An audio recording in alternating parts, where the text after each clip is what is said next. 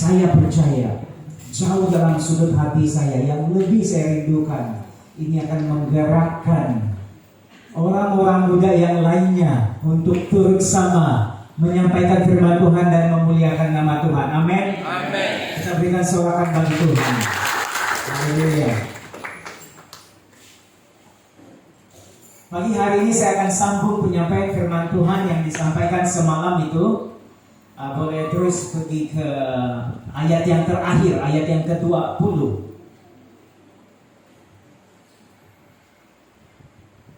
Nanti saya hanya akan sentuh 2 ayat bahagian semalam itu, dari ayat 8 hingga ayat yang ke-20. Kita akan sentuh ayat 13 dan 14 sahaja. Tapi seterusnya malah pagi hari ini malam ada ingatan-ingatan semalam. Saya masih fresh dengan kebersamaan kita semalam. Nah, pagi hari ini saya ingin sambung ini. Maka kembalilah gembala-gembala itu sambil memuji dan memuliakan Allah. Kita sudah memuji, memuliakan Allah karena segala sesuatu yang mereka dengar dan mereka lihat semuanya sesuai dengan apa yang telah dikatakan kepada mereka. Mereka itu merujuk kepada gembala, menunjuk kepada gembala-gembala yang sudah saya sebutkan semalam. Nah, pada pagi hari ini kita mau masuk jauh lebih dalam ke bahagian yang lebih deep, orang bilang, yaitu kita kena bertanya satu soalan. Mengapa para gembala yang pertama sekali mendengar kabar baik kelahiran Juru Selamat?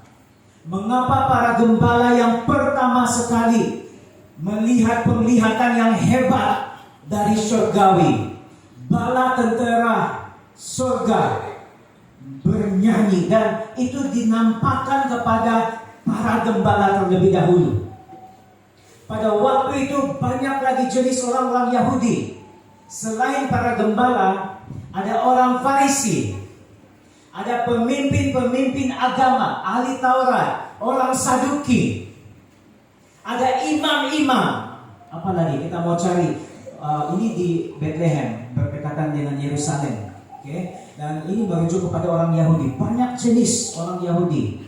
Ada sekta orang Farisi, ada sekta orang Zilot, ada juga sekta SNS yang mereka ini mengumpulkan diri di gua saja dan berdoa, menghindarkan diri daripada keduniawiaan. Itu SNS. Mungkin jarang disebut dalam Alkitab, tapi itu ada. Ada juga rakyat biasa. Golongan hamba memang ada, tapi itu karena hamba-hamba itu wujud karena empayar Roma pada waktu itu. Nah, ada juga para gembala, golongan gembala, banyak jenis rakyat, jenis-jenis masyarakat. Kenapa Tuhan memilih, Allah memilih menampakkan diri kepada golongan gembala? Dan ini sangat spesial, ini sangat luar biasa, dan kita kena bertanya, ada tujuannya. Mungkin kita kena bertanya, kenapa gereja SIB Kuala Bia yang pertama mengalami lawatan Tuhan? Siapa yang tahu? Amin. Dan ini yang begitu memberkati saya, bermain di pikiran saya. Dan ketika saya mengetahui kebenarannya, itu sungguh-sungguh melingkupi saya dengan hadirat Tuhan dan kemuliaan Tuhan. Karena ini mengejutkan. Pada waktu itu, tahukah Anda, pada zaman itu, tahukah Anda apa yang gembala seringkali dengar dari masyarakat secara global di Yerusalem, di Yudea pada waktu itu? Apa yang gembala seringkali dengar dari masyarakat? Dan ini mengejutkan. Mereka sering mendengar ini. Hai para gembala, kamu itu terbuang dan terpinggir. Kamu itu rendah dan kotor. Apalagi yang mereka dengar. Saya ingat yang baik-baik, tapi rupanya semua buruk-buruk. Dan saya harap jemaat SIB Kuala Bia tidak mendengar yang buruk-buruk, karena itu mempengaruhi hidup kita. Semalam kita dengar, apa yang kita lihat, apa yang kita dengar, itu menentukan hidup kita. pujian kita. Ada pujian atau tidak ada pujian? Karena pendengaran. Ada lagi, kamu itu tidak penting dan miskin. Masyarakat melemparkan panggilan-panggilan ini kepada para gembala. Yang terakhir, kamu itu tidak beragama. Ditujukan kepada para gembala. Kenapa? Dan ini yang saya mau share, ini yang saya mau kongsikan kepada jemaat Tuhan pada waktu itu. Rupanya kesian para gembala pada zaman Yesus, saudara-saudari jemaat Tuhan. Sangat kesian. Mereka itu hanya bekerja di padang, menjaga ternak, menjaga domba. Mereka siang dan malam. Mereka itu terbuang, terpinggir, diasingkan dari masyarakat yang tinggal di pekan atau di bandar pada waktu itu. Mereka dipinggirkan di bagian padang. Anak-anak, istri, keluarga berada di situ. Tidak terlibat dengan masyarakat sosial secara umum. Dan mereka dipandang rendah. Mereka betul orang Yahudi, tapi dipandang rendah. Satu-satunya golongan orang Yahudi yang dipandang rendah adalah para gembala dan kotor. Kenapa? Karena pekerjaan mereka mengurus najis domba-domba. Dan kalau najis, kamu tahu tidak boleh masuk sembahyang dalam bait Allah. Najis, kotor, tidak suci. Jadi mereka dipinggirkan dan kamulah teruskan dengan pekerjaan kamu. Dan tetapi yang lucunya, apabila bait suci Yerusalem memerlukan domba untuk dikorbankan, mereka cari gembala, minta domba yang paling tidak bercacat celah. Pelayanan mereka diterima, tapi diri mereka dan siapa itu tidak diterima. Kamu pernah nampak ini dalam gereja? Kata-kata Inggris mengatakan seperti ini. Love the talent, not the person. Kadangkala pemuda-pemudi yang dalam gereja itu, talenta, skill, kemahiran mereka itu dikasihi, tapi tidak kepada pribadi. Maknanya dimanipulasi, dipergunakan, dipakai. Para gembala mengalami ini. Perkhidmatan mereka diperlukan, tapi diri mereka itu tidak dikasihi. Saya berdoa agar gereja-gereja pada waktu ini tidak hanya mengasihi sumbangan, pelayanan, orang-orang muda atau jemaat Tuhan yang melayani, tapi turut sama mengasihi pribadi mereka. Kalau tidak, gereja sedang mempergunakan dan memanipulasi tanpa sadar. Karena manusia itu, orang yang melayani itu perlu dikasihi, perlu disayangi, bukan hanya digunakan. Mau pandai ini, tolong, melayani, gunakan. Tapi mereka kekeringan, tidak disayangi, tidak mengalami kasih Tuhan. Para gembala pada waktu itu mengalami seperti itu. Saya berdoa agar kita tidak mengalami ini di dalam gereja kita waktu-waktu ini. Mereka juga tidak dianggap penting. Mereka ini tidak ada hak bersuara. Nah, kamu tahu kalau setiap 5 tahun atau setiap beberapa tahun itu kita sebagai masyarakat Malaysia, rakyat Malaysia akan mengundi, betul? Kita akan mengundi, melantik siapa kita punya wakil rakyat seterusnya. Peringkat negeri maupun peringkat peringkat negara dan sebagainya. Kamu tahukah bahwa hak mengundi, hak bersuara itu tidak wujud pada golongan gembala pada waktu itu? Betapa kesiannya. Mereka tidak terlibat dalam menjadi saksi atau menjadi saksi mahkamah atau hak bersuara. Seperti itulah ibaratnya. Karena mereka ini terbuang, terpinggir. Minta domba dari mereka, tapi diri mereka di-reject. Di tepi-tepi, di padang-padang sahaja. Dan mereka itu tidak beragama. Masalah utama mereka terpinggir, terbuang ialah karena mereka tidak dapat mengamalkan agama. Jemaat Tuhan, kita semua tahu bahwa hari Sabat itu hari Sabtu. Bagi orang Yahudi, itu adalah hari yang begitu suci. Tidak boleh bekerja. Tapi para gembala tidak dapat memenuhi, menghormati hari Sabat. Kenapa? Karena mereka perlu menjaga ternak. ternak-ternak itu, domba-domba itu seringkali dibawa hari ke hari, termasuk hari Sabat, untuk mencari rumput dan makan, minum, memberikan makan, dan akhirnya dibawa lagi ke kurungan. Dan itu boleh terjadi juga pada hari Sabat, dan mereka sudah bekerja pada hari Sabat. Tapi apa boleh buat? Itulah kerja mereka. Tapi akhirnya pemimpin agama masyarakat menolak mereka. Kamu tidak beragama, tidak menghormati hari Sabat. Seperti kita hari ini, kita dapat bersabat walaupun bukan hari Sabtu. Kita umat perjanjian baru, beribadah pada kebangkitan Yesus Kristus, hari pertama, hari Ahad. Kita dapat berkumpul, tapi gembala tidak datang. Dan akhirnya mereka tidak diterima dari kalangan masyarakat pada waktu itu.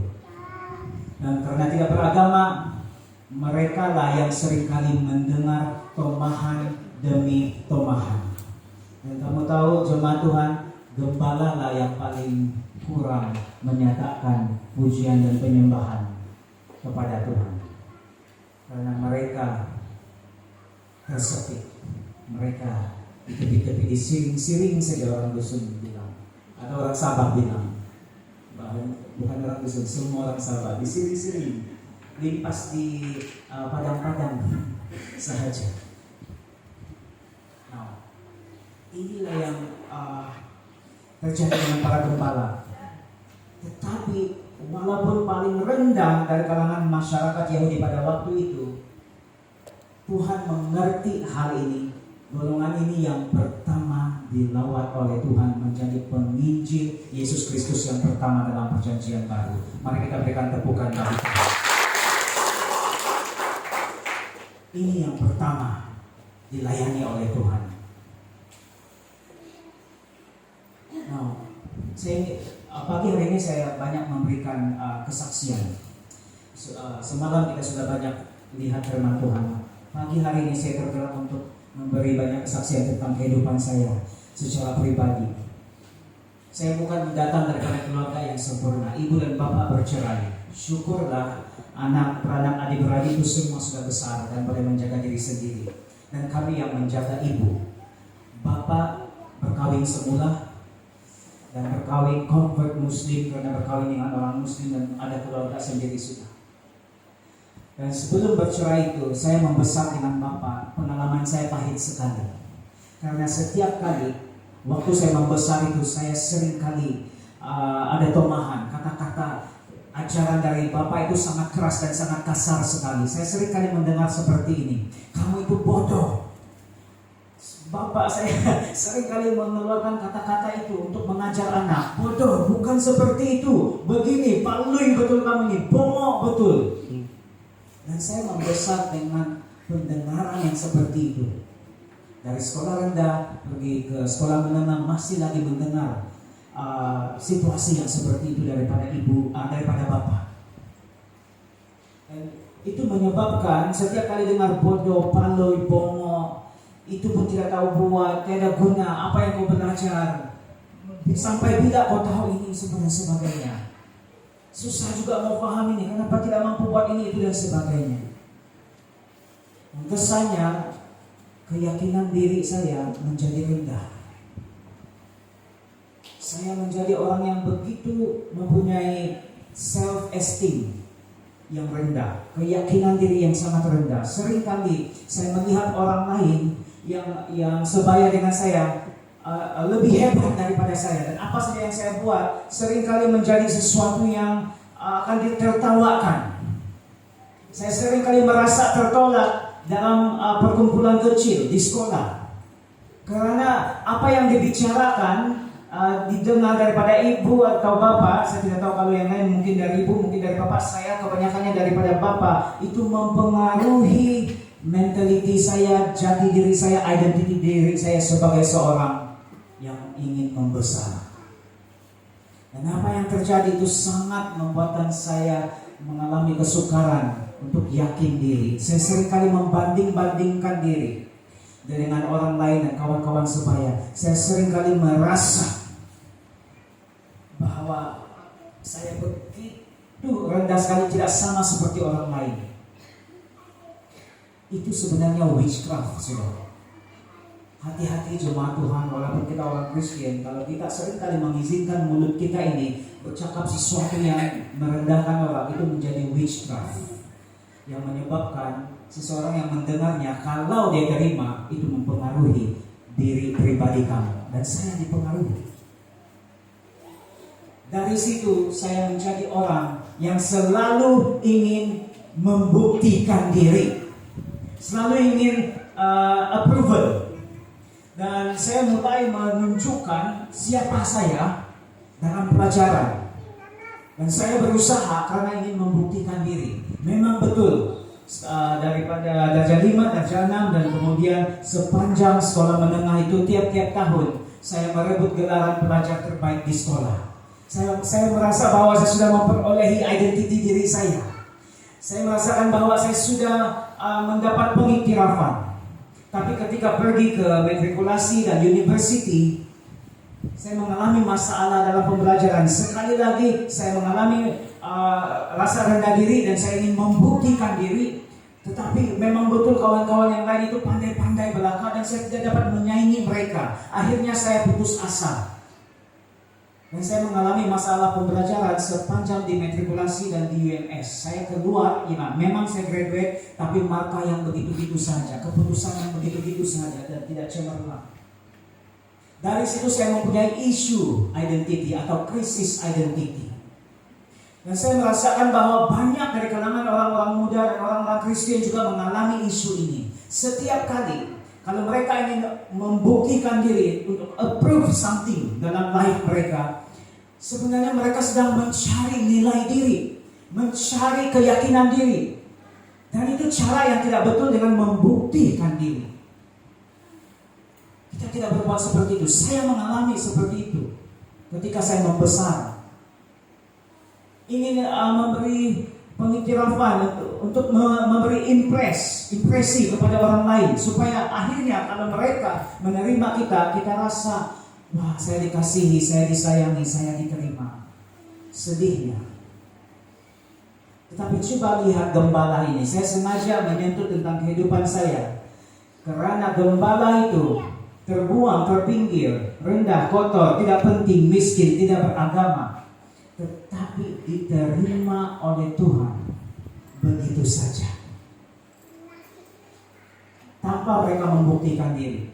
Ada golongan yang lebih tinggi, pemimpin agama, tapi mereka tidak mengalami lawatan berita kesukaan itu. Yang pertama, golongan gembala. Dan akhirnya saya mengerti, kalau saya tidak dapat kasih daripada satu sama yang lain, saya boleh dapatkan itu daripada Tuhan. Kasih Tuhan boleh sampai kepada saya. Dan saya ingin memberitakan berita kesukaan yang sama. Kalau ada dari kalangan Anda yang mungkin sama seperti saya, ingin membuktikan diri, ingin menunjukkan apa yang ada padamu, supaya mendapat nilai, hari ini tidak perlu menjadi seperti itu. Kita boleh, ini bukan alasan untuk tidak membuat yang terbaik. Kita mampu membuat yang terbaik karena itu adalah kesan dikasihi. Itu buah, bukan untuk dicapai dan baru mendapat identity. Tidak, kita sudah dikasihi, kita sudah mendapat identity. Hasilnya kita membuat yang terbaik. Saya terbalik, membuat yang terbaik lalu diterima. Tapi gembala diterima dahulu, baru mereka dapat membuat yang terbaik. Dan itu adalah cara Tuhan, cara orang Kristen. Amin. Kita berikan tepukan bagi Tuhan. Bukan untuk impresi, bukan untuk approval, bukan untuk pengiktirafan, tetapi karena kita dikasihi terlebih dahulu, diterima oleh Tuhan terlebih dahulu tanpa syarat, dan barulah selebihnya itu follow. Itu akan mengalir, pencapaian mengalir, sukses mengalir, pengurapan mengalir, kehebatan mengalir, karena daripada kasih yang kukuh daripada Tuhan. Gembala ini mengalaminya. Dan saya bersyukur, saya berterima kasih. Memang saya bertanya, Tuhan, kenapa gembala? Kenapa gembala menerima lawatan malaikat? Rupanya keadaan mereka tidak mudah. Tuhan menunjukkan setiap bagian masyarakat itu layak dikasihi. setiap kita layak dikasihi dengan kasih yang sama. Beritahu kawan sebelah kiri dan kanan, Tuhan mengasihi Anda dengan kasih yang sama. Amin. Namun, saudara-saudari jemaat Tuhan, jangan pernah menjadi saluran untuk mengatakan kamu itu terbuang, kamu itu terpinggir, kamu itu bodoh, bongo, apalagi palui, apa kata-kata yang merendahkan. Itu semuanya menghancurkan orang. Tuhan berkata, jangan takut. Gembala adalah golongan yang paling ketakutan. Mereka terpinggir. Tapi malaikat, the first kata-kata, sentence itu, dia mengatakan, jangan takut. Jangan takut. Dan semua yang merasa terpinggir, terbuang, merasa tidak penting, mungkin merasa tersisi, yang lain oke, kita tidak oke. Hari ini message Tuhan, berita kesukaan untuk Anda, jangan takut. Message untuk para gembala adalah message untuk kita pada hari-hari ini. Amin. Saya ingin menyentuh sedikit tentang apa yang dibicarakan semalam. Mungkin ada yang tidak hadir semalam. Pertama, perhatikan apa yang Anda dengar dan lihat.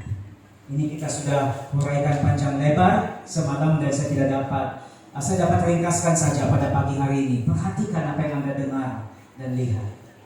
Kalau Anda mendengar melihat kemuliaan Tuhan, Anda diubah. Kalau Anda mendengar kata-kata witchcraft, kelemahan, Anda juga akan menerima kesannya. Dan Anda akan merasa kelemahan, ditekan menjadi kecil. Waktu-waktu ini banyak orang yang lemah dan jatuh karena apa yang mereka dengar dan lihat. Pengaruh iblis dan dunia boleh masuk melalui deria pendengaran dan penglihatan.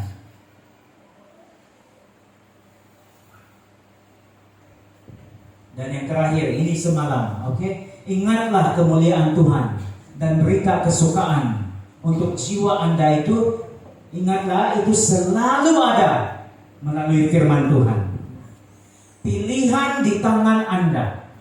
Mau pilih kemuliaan Tuhan untuk mendapat berita kesukaan, ataupun mengizinkan deria pendengaran dan penglihatan itu, kamu izinkan untuk pengaruh iblis, pengaruh dunia masuk. Kita yang kawal apa yang masuk dalam life kita. Kalau di KK itu ada satu kebaktian saya dipanggil berbicara tentang sexuality and sin. Dan dari mula saya berkhotbah sampai akhir, semua orang muda senyap. Mereka tidak dapat berkata apa-apa. Senyap saja. Saya berkhotbah dalam suasana yang sunyi. Karena saya memahami masalah pornografi, masalah ini fantasi, dan ini banyak mengikat, mengekang orang-orang muda. Kenapa? Karena pengaruh iblis dan pengaruh duniawi itu selalu masuk melalui deria pendengaran dan penglihatan. Dan apa yang masuk itu yang keluar. Dan ini saya akan buktikan selepas ini.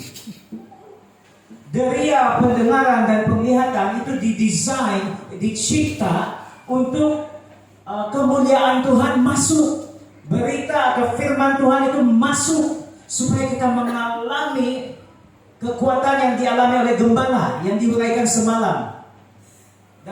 Selepas mengalami kemuliaan Tuhan, mereka bersatu. Selepas bersatu, mereka bersungguh-sungguh, bersemangat, dan kemudian baru mereka dapat melayani.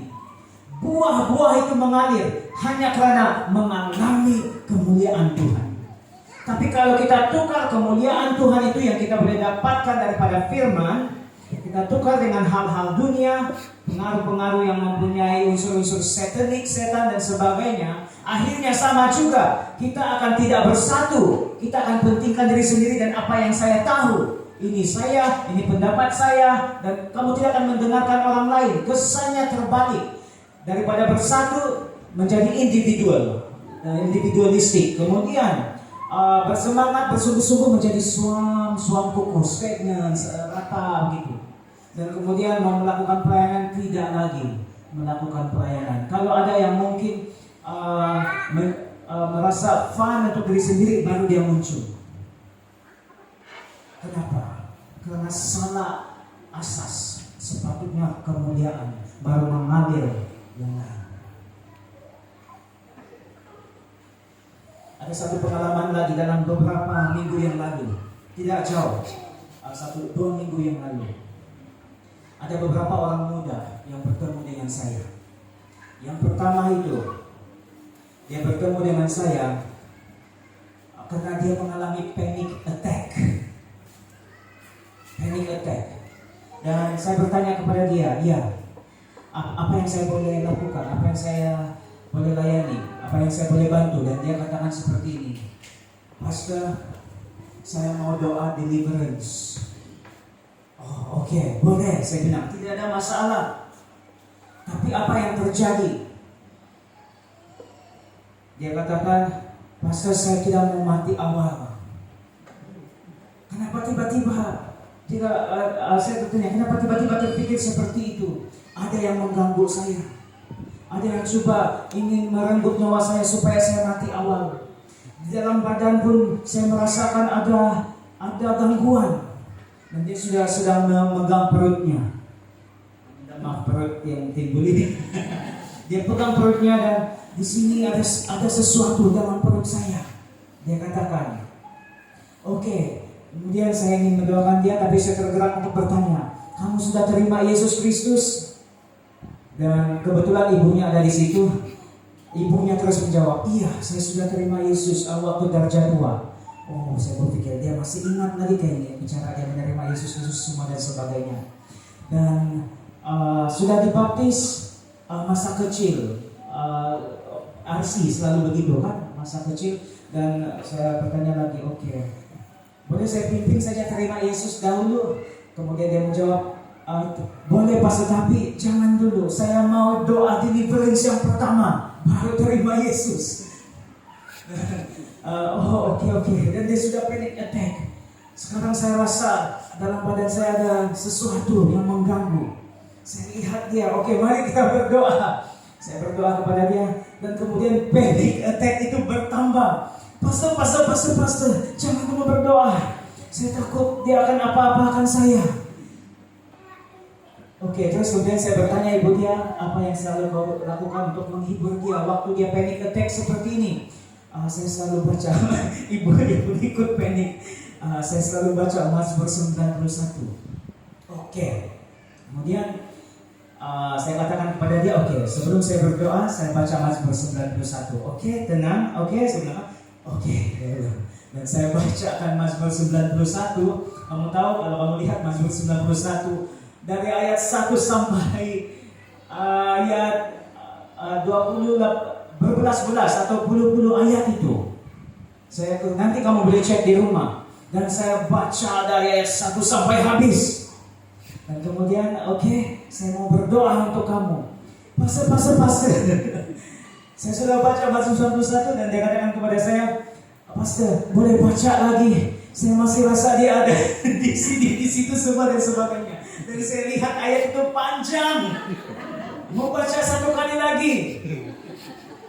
Dan saya berdoa. Oke, begini saya bilang. Saya akan sambil baca sambil berdoa. Hanya untuk supaya dia merasa itu ketenangan sebentar. Oke, dia bilang. Dan saya berdoa dalam nama Tuhan Yesus Kristus. Saya istiharkan darah Yesus. Dan waktu saya berdoa itu, saya nyatakan satu doa yang boleh diikut dan dia ikut juga sambil terima Yesus semua dan sebagainya. Semua dibuat. Dia mampu ikut sebut nama Yesus, lihat mata saya semua dan tidak ada apa-apa. Dan sebenarnya dia sudah terima Yesus. Dan saya heran, saya tidak merasakan apa-apa yang manifestasi ataupun yang keluar daripada tubuh. Tidak rasa apa-apa. Saya lihat dan terdetik dalam hati saya. Saya merasakan bahwa dia mendengar sesuatu, tapi bukan dari dalam dirinya, dari luar. Saya sangat sure dengan itu.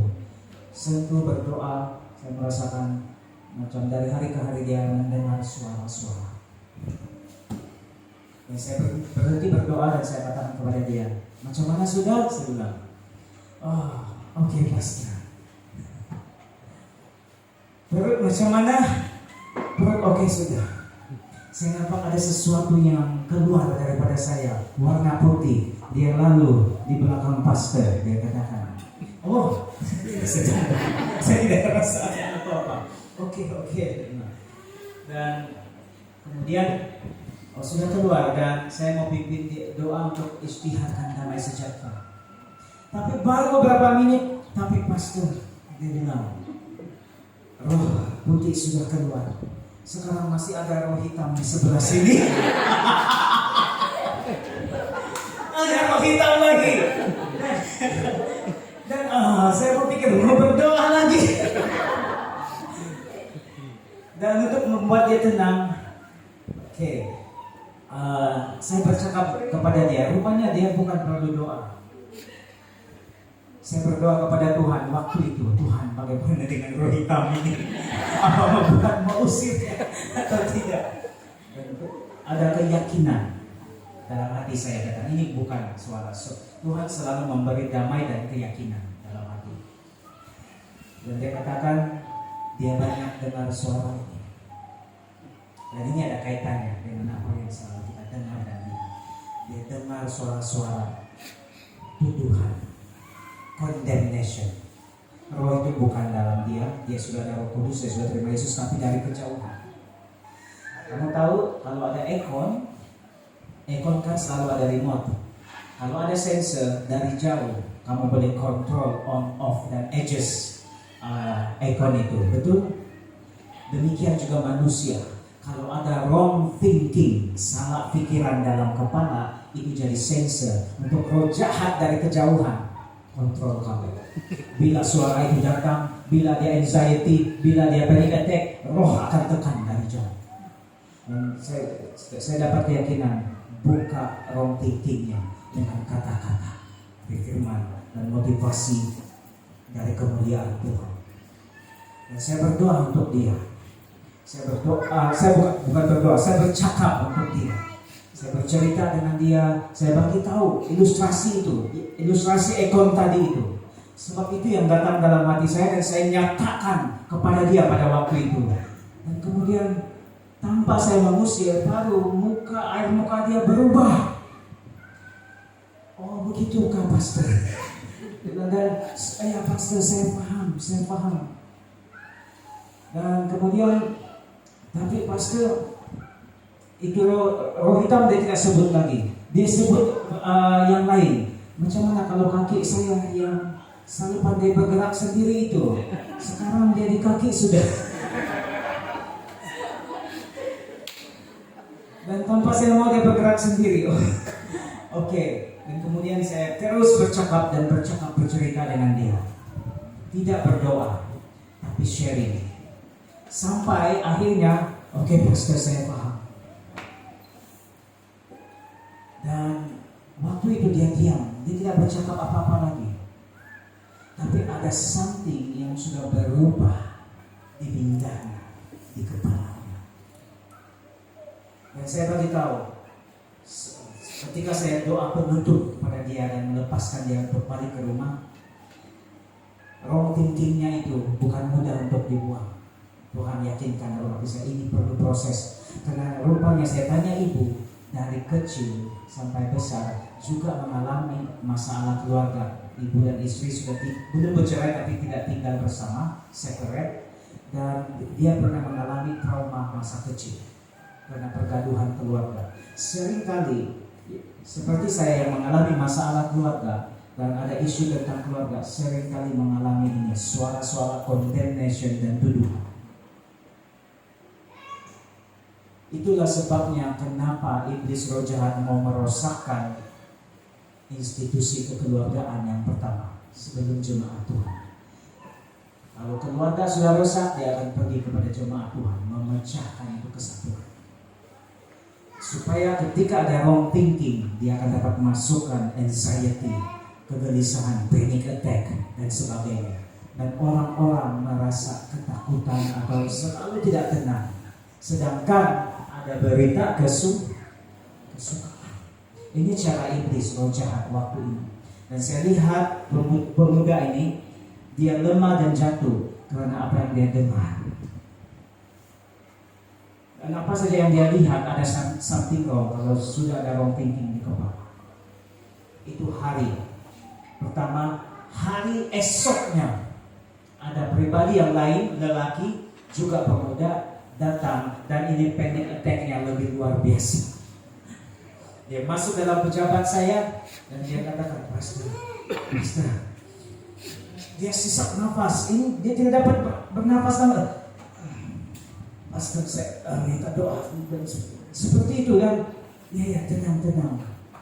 Tarik nafas dulu, dan kami berdiam entah dalam beberapa menit. Baru dia dapat bercakap dengan betul karena sesak nafas. Ini betul-betul simptom panic attack yang lebih berbanding yang sebelumnya. Dan dia mengatakan bahwa ada dari hospital, ada dia rasa sakit perut, dan ada yang bercakap-cakap juga yang menuduhnya, tapi dia tidak cakap suara. Tetapi saya rasa macam mau mati, dia katakan. Karena suara itu mengatakan bahwa tubuhnya tidak sehat dan dia boleh ada apa-apa bila-bila masa saja dan nyawanya juga boleh mati. Dan dia minta tolong. Saya sudah pergi ke hospital dan dokter kata tiada apa-apa, hanya bagi obat ini. Tapi saya rasa sengsara. Pastor, tolong saya perlu doa. Dan akhirnya yang ini saya tidak doa terus menerus. Kemarin saya sharing, saya bawa dia, saya bersharing terus. Cakap tentang ekon, ilustrasi ekon itu, dan saya cakap lagi. Dan saya tanya lagi al istrinya, ada anaknya, ada ya dia memang ahli keluarga, ada bermain-main dengan ilmu. Ingat, ilmu ini adalah pintu utama. Kalau diizinkan dibuka, itu adalah saluran untuk roh jahat masuk dari siapa yang pegang itu, dan akan ada pintu masuk untuk pergi kepada anak-anak semua dan sebagainya. Kalau memang nenek moyang ada pegangan seperti itu, dan dia menjadi kesal. Tapi saya tidak banyak berdoa, saya banyak bercerita tentang berita kesukaan, bukan firman ini, tetapi saya katakan dia dikasihi Tuhan. Ini iblis roh jahat tidak ada dalam kamu. Kamu sudah terima Yesus, kamu ada Roh Kudus. Kamu hanya ditipu, dikondem, dilemahkan oleh suara-suara. Dan kemudian simptom yang sama, mukanya jadi segar. Tidak lagi bercakap tentang sakit penyakit. Dia sudah tenang, dan akhirnya dia lebih lama sharing tentang kesaksian-kesaksian yang dia dengar di YouTube kepada saya, berbanding saya sendiri. Saya dengar saja, dan akhirnya selesai dia pulang. Kami doa penutup dan pulang tanpa doa. Maksudnya apa ini jemaat Tuhan? Apa yang kita boleh belajar dari sini? Rupanya pada waktu-waktu ini orang muda, orang Kristen banyak tidak mendengar kata-kata membangun. Mereka mendengar banyak kata-kata tentang dirinya tiada guna, dirinya itu tiada apa-apa, dirinya ada masalah, dan bila-bila masa nyawanya boleh terancam, segala yang dibuatnya tidak berhasil, dia tidak akan sukses. Setiap hari tomahan seperti ini dalam alam roh datang kepada jemaat Tuhan. Kita kena patahkan itu dalam nama Tuhan Yesus dengan darah Yesus. Dua pribadi ini tidak kebetulan datang kepada saya. Ini datang karena memang betul waktu-waktu ini jemaat atau gereja harus lebih banyak memberitakan berita kesukaan. Bukan saja teks firman Tuhan hari ini, tapi apa-apa saja yang membangkitkan jemaat daripada firman. Kalau ada orang yang mungkin hidupnya kita tahu bahwa alang-alang ada dosa sini sana dan main-main sini sana semua dan sebagainya, kekristiannya tidak alang-alang, biasa-biasa saja, dan tapi tidak mau meninggalkan gereja, jangan kondem, jangan tolak. Mereka itu seperti itu karena sudah mendengar suara. Kalau kita lagi pergi tegur, pergi marah-marah apa semua dan sebagainya, mereka akan suara yang mereka dengar di kepala itu bertambah. Suara dari kepala ditambah lagi dengan suara dari manusia, dan mereka akan lebih ditekan. Kita harus memberikan kata-kata yang membangkitkan, yang membangunkan. Ya betul, kita kena cakap ini salah, itu salah. tapi sebetulnya kita diciptakan untuk melakukan seperti ini, itu semua dan sebagainya. Kata-kata yang penuh dengan garam kok yang dapat menyatukan itu berbeza. Itu akan merubah suasana. Itu akan merubah daripada yang tidak baik menjadi baik. Karena Tuhan ingin memakai Anda dengan kata-kata yang merubah kepribadian orang. Memang bukan kuasa darimu, tapi Roh Kudus yang di dalammu. Dan ini penting. Kenapa waktu-waktu ini orang Kristen tidak dapat mengubah orang? Tidak dapat mempengaruhi, yang mengubah Roh Kudus. Tapi kita mempengaruhi. Karena kita sendiri tidak mengalami berita kesukaan. Kita sendiri tidak mengalami kemuliaan Tuhan. Kalau kita mengalami itu, itulah yang kita berikan kepada orang.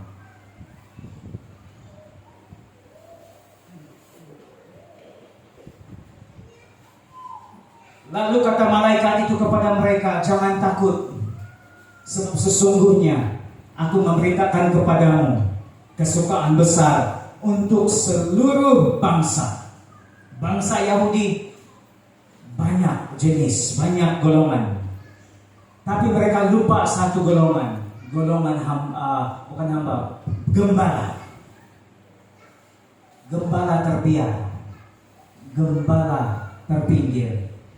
Tapi dipinggirkan oleh manusia, tapi tidak bagi Tuhan.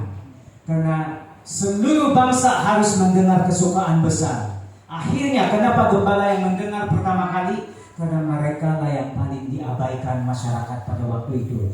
Jadi Tuhan datang kepada gembala memberitakan berita kesukaan terlebih dahulu. Hari ini telah lahir bagimu juru selamat, yaitu Kristus Tuhan di kota Daud. Seluruh bangsa, maksudnya seluruh. Jangan ada yang tertinggal. Seperti gembala ini tertinggal, terpinggir, terabai. Orang Yahudi sudah mengesampingkan mereka. Tapi malaikat datang. Dan akhirnya dari gembala ini yang mengalami kemuliaan Tuhan, mereka yang memberitakan berita kesukaan di seluruh Bethlehem. Penginjil pertama dalam perjanjian baru.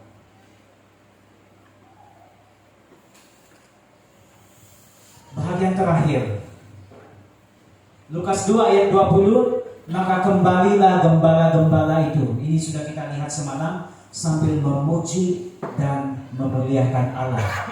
Karena segala sesuatu yang mereka dengar dan mereka lihat, semuanya sesuai dengan apa yang telah dikatakan kepada mereka.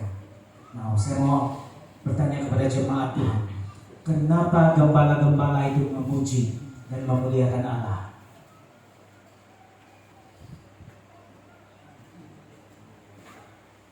Kalau kita lihat dalam ayat sebelumnya, izinkan saya untuk naik lagi dalam ayat 13 dan 14.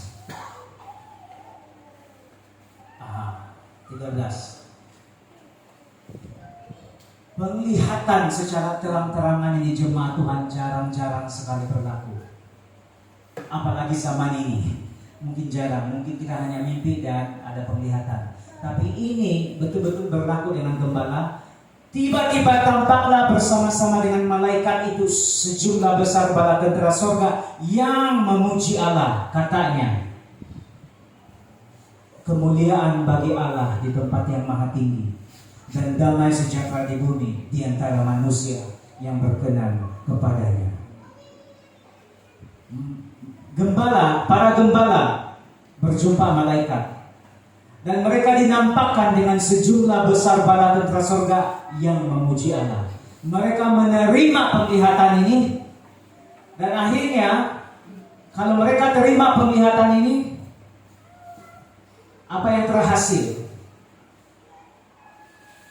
Mereka juga memuji dan memuliakan Allah. Maksudnya, apa yang kamu terima, itu yang kamu berikan. Kenapa sampai ada malaikat dan ada sejumlah malaikat bernyanyi dinampakkan kepada gembala, supaya akhirnya gembala sendiri memuji dan memuliakan Allah. Mari kita berikan sorakan bagi Tuhan. Maksudnya, kalau kita mengalami sesuatu daripada Tuhan, itu juga yang akan kita berikan kepada orang lain.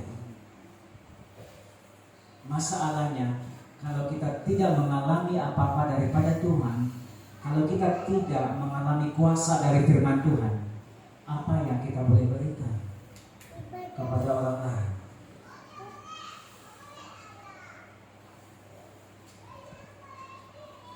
Itulah sebabnya